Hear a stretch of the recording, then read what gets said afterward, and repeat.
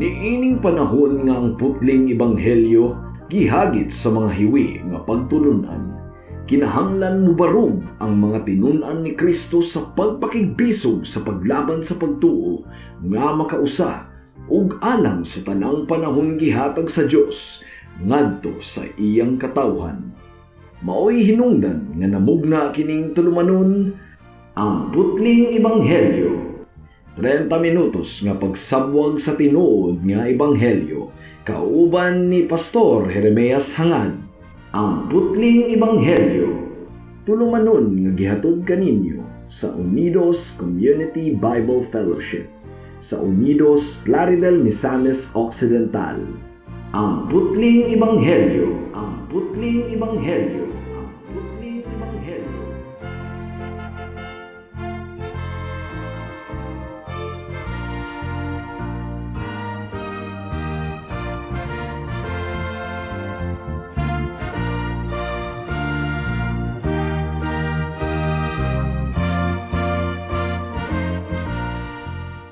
Mayong hapon Unidos, Plaridel, Calamba, Baliangaw, sa Pangdalaga, Rizal, Lupisayna, ug kutob sa tanang gidala sa Ginoo sa pagpaminaw niining atong programa nga giuluhan og ang putling ebanghelyo. Sa makausap pa kini ang inyong igsuon ug higala sa kahanginan si Pastor Jeremias Lauri Hangad sa Unidos Community Bible Fellowship. Dinuyugan sa iglesia nga nag-sponsor niining atong programa ang Salitran Covenant Bible Church sa Barangay Salitran, Dakbayan sa Dasmariñas, Probinsya sa Cavite.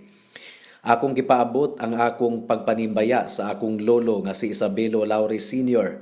sa New Look, Plaridel, ug kang Ma'am Priscilla Madura and her husband Dodoy Madura nga nag-text nako informing me that they are following our program dinhi sa kahanginan. Ang atong teksto ning takna sa kahaponon makita sa Salmo Kapitulo 50, versikulo 21. Ang giingon diri, gibuhat ninyo kining tanan, ug nagpakahilom lamang ako. Busa naghunahuna kamo nga ako sama usab kaninyo. Apan karon, badlungon ko kamo, ug sayran ko kamo sa walay lipod-lipod. May the Lord bless the reading and hearing of His Word. Dili ko manalagna mga kahigalaan. Apan sigurado ako nga 98% sa mga lumulupyo sa atong dapit, dili gayud musukol kung hagiton og boxing ni Manny Pacquiao. Bisag ako, usa ra tingali kasuntok ni Manny Pacquiao sa ako, makuya pa na tingali ko dayon. Manny Pacquiao is a seasoned boxer. Samtang si Jeremias Hangad, wala pa intawon makasuot og boxing gloves bisag kausa. So dili mahimong itandi ang abilidad nako sa boxing sa abilidad ni Manny Pacquiao sa boxing.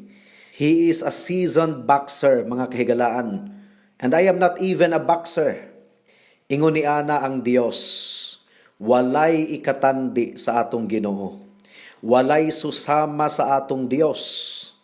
Matod pa sa Exodus Kapitulo 15, versikulo 11, ang giingon dire, Ginoo, kinsa sa mga Dios ang sama kanimo, kinsay sama kanimo nga kahibulungan ug balaan, kinsay sama kanimo nga nagbuhat og mga milagro ug gikahadlukan tungod sa imong gamhanang mga buhat. Nakita ninyo mga kahigalaan? Ug matod pa usab sa Salmo Kapitulo 35, versikulo 10, ang giingon dire, sa tibuok kong kasing-kasing muingon ako sa Ginoo, wala gayoy sama kanimo. Gipanalipdan mo ang mahuyang gikan sa mga gamhanan, ug ang mga kabus gikan sa madaog-daugon. Ang but ipasabot ni ining duha ka mga bersikulo nga atong gikutlo, mga kahigalaan. Mao nga ang Dios dili mahimong itandi sa bisag unsa ug kang bisag kinsa niining kalibutana. Kasagaran mga kahigalaan ug subo kaayo kining pamalandungon. Gamay ra gyud kaayo ang pagtan-aw sa mga tawo sa Dios. Mubo ra kaayo ang pagtan-aw sa mga tawo sa Dios. Ang ilang pagtan-aw sa Dios murag labaw ra nila og jutay. Kasagara ang atong hunahuna sa Dios, mura ra siya og tawo. Mao nga sa atong teksto sa Salmo Kapitulo 50, versikulo 21, paminawan ninyo og utro ang gipamulong sa Dios niini nga bersikulo. Gibuhat ninyo kining tanan ug nagpakahilom lamang ako. Busa naghuna-huna kamo nga ako sama usab kaninyo. Apan karon badlungon ko kamo ug sayran ko kamo sa walay lipod-lipod. Ingon ni ana ang pagsabot sa mga tawo sa Ginoo, mga kahigalaan. Murag sama ra kanato. Mao nga ang tendency nato atong gimugna ang Dios sumala sa atong pagkatawhanon. Ingon ni ana ang mga Dios sa kining gitawag og Greek mythology. Greek mythology. Sila Zeus, Diana, Aphrodite ug uban pa, mura ra og mga tawo tungod kay ang mga gods and goddesses sa Greek mythology. They were all gods created in the image of man. Mao nga ang ilang kinaiya, mura og kinaiya sa mga tawo. Apan ang Dios sa Biblia, mga kahigalaan, dili ingon ni ana. Ang atong Dios walay ikatandi kaniya. Atong tan-awon ang 5 ka mga butang nga magpamatuod nga wala gayoy ikatandi sa atong buhi nga Dios. Una, sa panginahanglanon og pagkinabuhi o kining gitawag sa English og existence. Nanginahanglan ba ang Dios og bisag unsa? Patubago nato ang Buhat Kapitulo 17, versikulo 24 hangtod sa 25. Ang giingon diri, ang Dios nga nagbuhat sa kalibutan ug sa tanan nga ania niini, mao ang Ginoo sa langit ug sa yuta ug wala magpuyo sa mga templo nga binuhat sa mga tawo. Ug wala usab siya magkinahanglan og bisag unsa gikan sa tawo, kay siya man mismo ang naghatag og kinabuhi sa tawo ug sa tanang butang. Unsa may klaro kaayong gitudlo kanato niini nga bersikulo, mga kahigalaan. Klaro kaayo nga wala nanginahanglan ang Dios kanato, usbon ko, wala gayod nanginahanglan ang Dios kanato. Ug sa bisag unsa nga iyang binuhat alang sa iyang existence o pagkinabuhi. Ang background sa Buhat Kapitulo 17, mga kahigalaan, miadto si Pablo sa Atenas. Ug nasubo kaayo siya didto, gumikan kay ang syudad sa Atenas nalukop og mga Dios-Dios. Ug tungod kay nahadlok ang mga taga-Atenas nga duna pay Dios-Dios nga wala nila masimba, basin og masuko, nagtukod sila og altar nga ilang gididikar sa Dios nga wala mailhi. The altar to the unknown God. Naguol kaayo si Pablo Naguol kayo si Pablo ug kita usab, mga kaigsuunan, kung nailhan nato ang tinuod nga Dios. Kinahanglan nga maguol usab kita. Mao nga si Pablo wala kapugong sa iyang baba. Iyang gilitok ang kamatuoran ug iyang gimantala ang tinuod nga Dios didto sa syudad sa Atenas. Ug kita usab, mga kaigsuunan, dili kita magpakahilom tungod kay majority sa atong kapanahunan karon wala usab nakaila sa tinuod nga Dios. Usa sa mga butang nga gimantala ni Pablo sa mga katawhan sa Atenas, mao nga ang Dios independiente.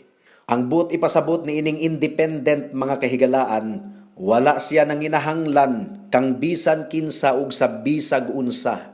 Walay nagbuhat sa Dios. He is self-existent. Dili utang niya kang bisan kinsa ang iyang pagka-Dios. Ikaw ug ako, mga kahigalaan, utang nato sa Dios ang atong kinabuhi niining kalibutana. Apan ang Dios, wala nakautang kang bisan kinsa. Walay nagbuhat sa Dios. Kitang tanan ug ang tanang mga butang sa tibuok universo gibuhat sa Dios. Mao kini ang wala nasabti sa mga katawhan didto sa Atenas. Apan nasabtan kaayo kini ni Haring Solomon niadtong gididikar ang templo nga iyang gipatukod didto sa Jerusalem. Paminawan ninyo ang unang mga hari kapitulo 8 bersikulo 27. Ang giingon diri, apan mupuyo bagayod ikaw, o Dios, dinhi sa kalibutan? Kun ang langit ug ang kinatas ang langit dili man gani igo nga imong kapuy-an, unsa pa kaha ang templo nga akong gitukod? So nakita ninyo mga kahigalaan, dili mahimong isulod ang Dios sa usa ka templo. Dako kaayo ang Dios. Dili siya mag-igo sa usa ka templo. Dili gani mag-igo sa tibuok universo. Utang sa tanang binuhat ang ilang existence sa atong Dios. Apan ang Dios, wala nakautang kang bisan kinsa sa iyang pagka-Dios. Matud pa sa Salmo Kapitulo 90, versikulo 2, sa wala mo pabuhata ang kabukiran, ug sa wala panimo himua ang kalibutan, Dios ka na. Gikan sa walay sinugdanan, hangtod sa walay katapusan. From everlasting to everlasting, you are God. Mausab kini ang sentimento ni Pablo sa unang Korinto Kapitulo 8, versikulo 6. Paminawan ninyo, ang giingon dire, apan alang kanato, may usa lamang ka Dios. Kini mao ang amahan nga nagbuhat sa tanang butang, ug nagkinabuhi kita alang kaniya. May usa lamang ka Ginoo, si Hesukristo, nga pinaagi kaniya gibuhat ang tanang butang, ug nagkinabuhi kita pinaagi kaniya. Ang buti pasabot ni ini mga kahigalaan, nagsalig lamang kita sa Dios sa atong gininhawa. Apan ang Dios, wala gayod nagsalig kanato. Ang Dios, Dios, ug siya ang nagmugna sa tanang mga butang. Mao nga ang giingon sa Pinadayag Kapitulo 4, versikulo 11. Ang giingon dire, among Ginoo ug Dios, angay kang mudawat sa pagdayig ug sa pasidungog ug sa gahom, kay ikaw may nagbuhat sa tanang butang ug pinaagi sa imong pagbuot, namugna ang tanan. Now what about the Lord Jesus Christ? Unsa may gipadayag niya sa iyang kaugalingon? Paminawan ninyo ang iyang gipamulong sa Juan Kapitulo 5, versikulo 26. Ang giingon niya, sama nga ang amahan mao ang tinubdan sa kinabuhi. Gitugot usab niya nga ang iyang anak mahimong tinubdan sa kinabuhi. Si Jesus usab, mga kahigalaan, Dios sa walay katapusan, matud pa sa iyang giangkon. This is now the mysterious doctrine of the Holy Trinity, mga kahigalaan. There is only one God, but that one God exists in three distinct persons at the same time, eternally. Amahan, Anak, ug Espiritu. Si Hesukristo mao ang Dios nga anak. Ang giingon niya sa Pinadayag, Kapitulo 1, versikulo 8, ako ang Alpha ug ang Omega, nag-ingon ang Ginoong Dios nga labing gamhanan, ang Dios karon, kaniadto ug ang muanhi. So unsa may implikasyon niini mga kahigalaan? Nga dili nato pwedeng isipon nga ang Dios susama ra sa iyang mga binuhat.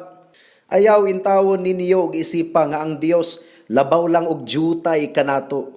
Kung atong butangan og tulay ang atong kaugalingon padulong sa Ginoo mga kahigalaan, imposible kana. Dili matulayan ang atong pagkalayo kaayo sa Dios. Maugani nga dili nato makabot ang Dios sa atong kaugalingong pagpaningkamot. Ang Dios ang mikanaog dinhi sa kalibutan, pinaagi sa iyang bugtong anak nga si Hesukristo. Jesus says, I am the way, the truth, and the life. No one comes to the Father except through me. Mao kadto ang unang punto. Ikaduha, walay ikatandi sa Dios sa iyang hunahuna ug panabot. Nagtuo ko nga daghan kaayo og supporters si President Duterte. Daghan kaayong believe sa iyang pagdumala. Apan pangutanon mo nako mga higala, kang Duterte lang bagayod nagikan ang iyang mga desisyon alang sa atong nasod. Dili gayod in taon. Daghan na siya og mga presidential advisors. Bisan pag si President Donald Trump sa Amerika, mga kahigalaan, gipalibutan usab siya og mga presidential advisors. Ngano man, tungod kay limitado ang ilang paminsar, nanginahanglan sila og mga magtatambag. Ang Dios kaha, nanginahanglan ba siya og magtatambag? Tungod kay dunay mga higayon nga naglibog ang Dios kung unsa iyang buhaton? No, Dili gayod mga kahigalaan. Paminawan ninyo ang Roma Kapitulo 11, versikulo 34 hangtod sa 35. Ang giingon diri, sumala sa giingon sa kasulatan, kinsay nasayod sa hunahuna sa Ginoo, kinsay makatambag kaniya, kinsay nakahatag kaniya bisag unsa aron iyang baslan. Nakita nato mga kahigalaan, ikaw ug ako nanginahanglan og mga magtatambag. Nanginahanglan kita sa tambag ug kaalam gikan sa uban. Mao gani nga panalangin kaayo kung kabahin ikaw sa usa ka simbahan nga puno og mga Diosnon nga mga kaigsuonan nga makatambag nimo. Tungod kay nanginahanglan kita og direksyon. Dili kita independiente when it comes to our mind and understanding. Kinahanglan kitang pahimangnuan ug tudluan. Apan kinsa ba ang makatambag sa Dios, mga kahigalaan? Wala nanginahanglan ang Dios og tambag. Gumikan kay siya ang tuburan sa tanang kaalam ug kahibalo. Nasayod siya sa tanang mga butang niining kalibutana. Ang mga estudyante, kung dunay mga estudyanteng naminaw kanato karon, nanginahanglan og Google ug Wikipedia. Ang mga nag-eskwela og abugasya, nanginahanglang mubasa og baga kaayo nga mga libro.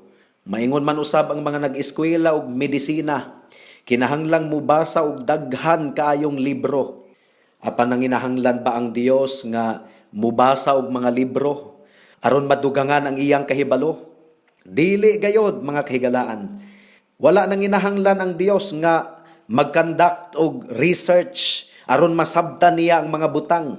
God doesn't need anybody in terms of understanding. Mao nga sa adlaw sa paghukom mga kahigalaan, walay bisag usa kanato nga makapangatarungan sa basihan sa paghukom sa Dios. Tungod kay nasayod siya sa tanan natong binuhatan niining kalibutana, gikan sa atong pagkatawo hangtod sa adlaw sa atong kamatayon. Ikatulo, walay ikatandi sa Dios sa iyang kabubuton og desisyon. Adunay misis nga dismayado tungod kay gusto niyang muinom og kape. Apan nahutdan siya og kape, mao nga nangita na lang siya og juice aron imnon. Apan pag-check niya sa kusina, wala po'y juice. Nahutdan pod. Dismayado siya.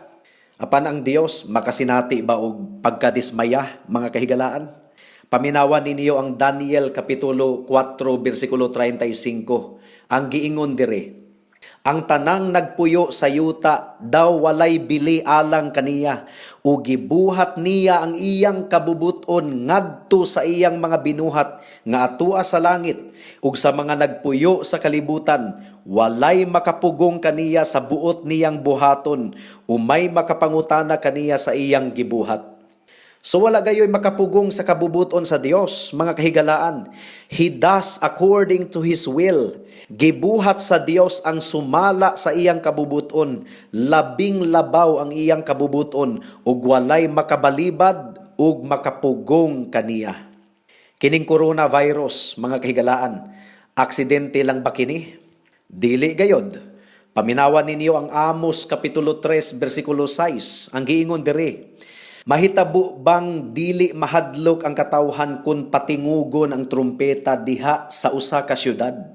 May makalilisang bang mahitabo sa usa ka syudad kun dili ang Dios maoy muhimo niini? So daghang nalisang sa COVID-19, mga kahigalaan. Apan ang Biblia nag-ingon nga kining tanan gikan sa Dios ug gitugot sa Dios. Tungod kay duna siya'y kabubuton niini nga mahitabo. Matud pa sa Salmo 33 versikulo 11. Apan mulungtad hangtod sa kahangturan ang mga laraw sa Ginoo, ug magpadayon sa walay katapusan ang iyang mga tuyo. So wala gayon makapugong sa laraw sa Dios, mga kahigalaan.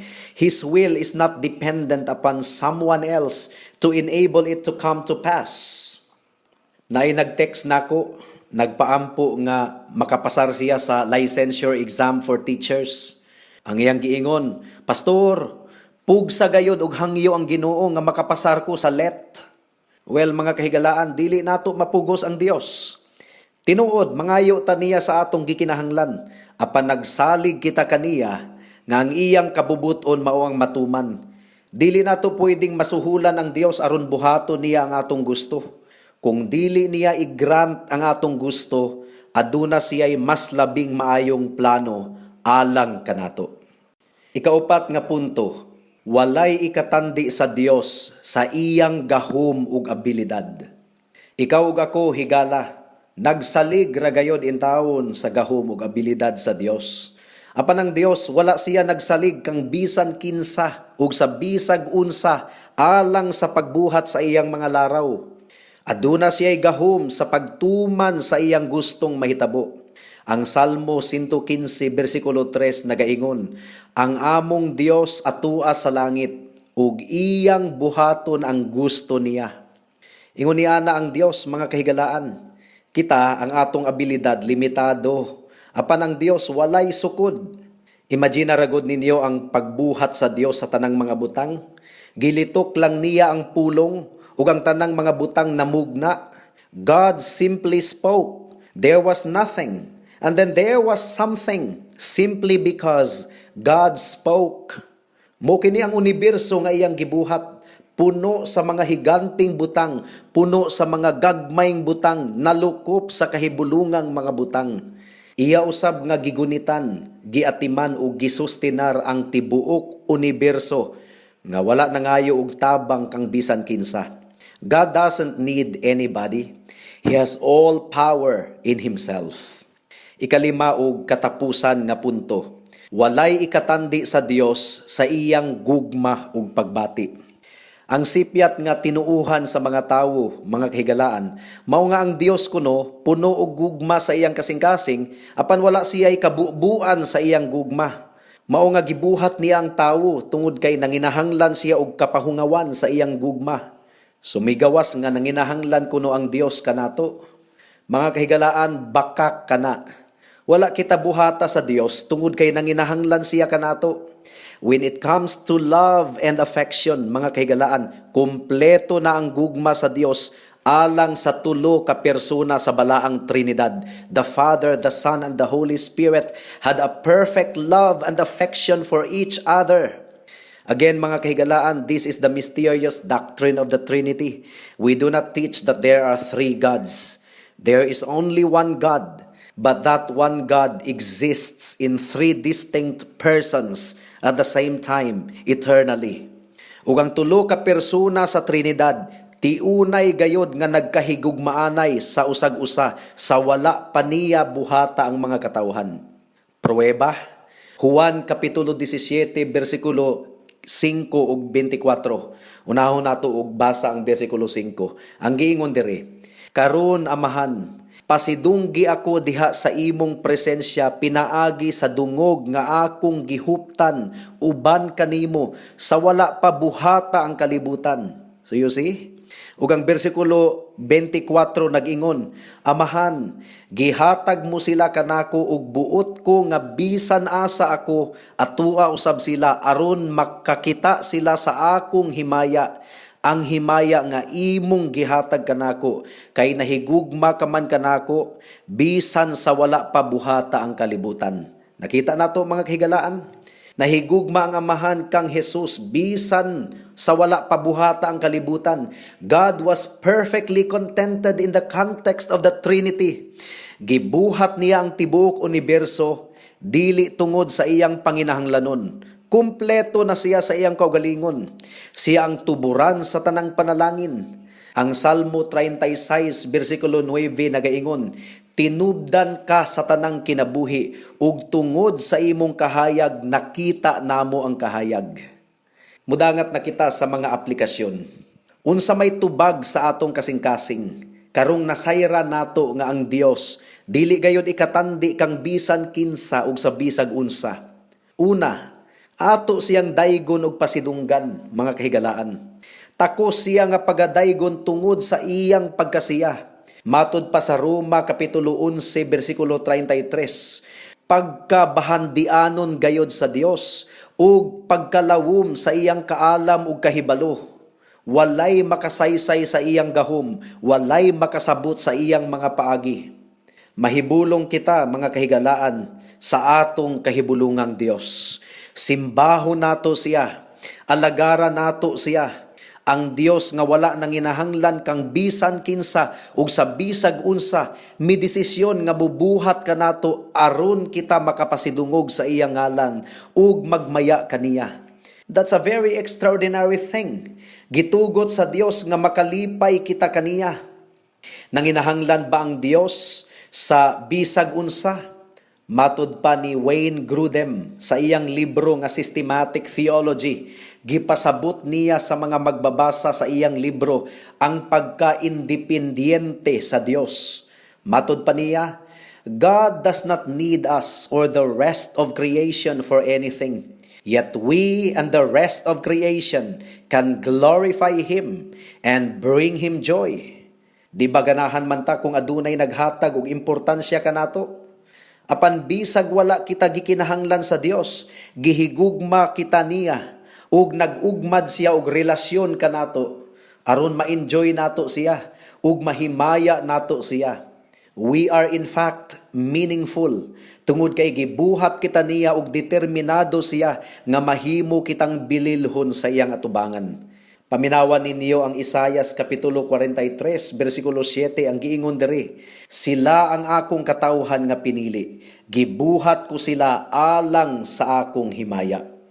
Alang sa mga kaigsuunan diha sa pagtuo, tanawa ra gayud ninyo mga kaigsuunan, kamo Kristohanon karon, gibuhat kamo sa Dios o gihulma alang sa iyang kahimayaan. Isaias 62 bersikulo 3, paminawan ninyo, mahimo kang matahom nga korona diha sa kamot sa Ginoo, usa ka harianong korona diha sa kamot sa imong Dios. Diba, tamis kaayong pamalandungon, nalipay ang Dios sa iyang mga katawhan, katawhan nga susama kanato. Dili kita takos, bisag giluwas na kita sa Dios, makasala ra gayud gihapon kita, tungod kay anaa pa kita sa huyang natong unod. Apan busy kaayo ang Dios sa matag adlaw sa iyang paghimo kanatong balaan, ug moabot ang takna mga kaigsuunan nga kita mahimo gayong tiunay nga balaan, walay mantsa ug buling, ug magmaya sa Dios hangtod sa kahangturan. Ang Dios nga wala nang inahanglan kanato, mao ang nagdala kanato sa iyang kaugalingon, pinaagi sa iyang bugtong anak nga si Hesukristo. Ang tanan nakasala ug nakabsan sa himaya sa Dios. Dili nato kayang kabuuton ang kaluwasan. Apan si Kristo mao ang nagpas-an sa atong sala didto sa krus, ug ang iyang dugo mao ang naghinlo sa tanan natong kalapasan. Higala, hinaot nga makita nimo nga ikaw makasasala ug dili gayud makaluwas sa imong kaugalingon. Ilalom ikaw sa tunglo sa Dios gumikan sa imong mga sala. Apan pinaagi kang Kristo sa hamili niya nga dugo nga giula didto sa cross, sa imong pagtalikod sa imong sala ug pagdangup kaniya. Iya kang hugasan sa iyang hamili nga dugo aron mahinluan ka sa tanan nimong mga kasalanan. Kining tanan tungod lamang sa iyang grasya, ug madawat nimo ang iyang grasya pinaagi sa pagtuo nganha kaniya lamang. Salig lamang kang Hesus alang sa imong kaluwasan. Ang problema man gud sa mga tawo, mga kahigalaan, nagdumili sila sa pagsalig kang Kristo tungod kay nagsalig sila sa ilang kaugalingon. Muingon sila nga, buutan man ko, dili man ko mangulata og asawa, manggitinabangon pud ko ug uban pa. Buot nilang muadto sa langit pinaagi sa ilang kaugalingong pamaagi. Hinulsuli ang imong pagka-independiente sa pamati nimo gikan sa Ginoo higala. Garbo kana. Sa kaluwasan, inutil kitang tanan. Ang pagaluwaso ni Kristo maulamang kadtong nakasabot sa iyang pagkainutil nga muluwas sa iyang kaugalingon. Ug tungod kay nabati niya ang iyang pagkawalay katakos nga muluwas sa iyang kaugalingon, iyang gibalhin ang iyang pagsalig kang Kristo lamang sa dugo nga iyang giula didto sa cross ug sa iyang gahom sa paghinlo pinaagi sa iyang dugo sa tanang mga kasalanan. Salig kang Hesus higala karon na kay basin ug ugma ulahi na ang tanan. Amen. Hangtod din nilang kita taman sa atong pagtuon karong takna tungod kay wala na kitay oras pa. Sa makausap pa, giimbitar ko kamo sa pagtambong sa atong panimbahon ugmang adlaw, adlawng Domingo, Adlaw nga igpapahulay alas 2 sa hapon sa panimalay ni Winstrog ni Conchita hangad sa Unidos. Daghang salamat. Alang sa dugang nga mga pangutana, mahimong mo text kang Pastor Jeremias hangad sa 0935 744 3030.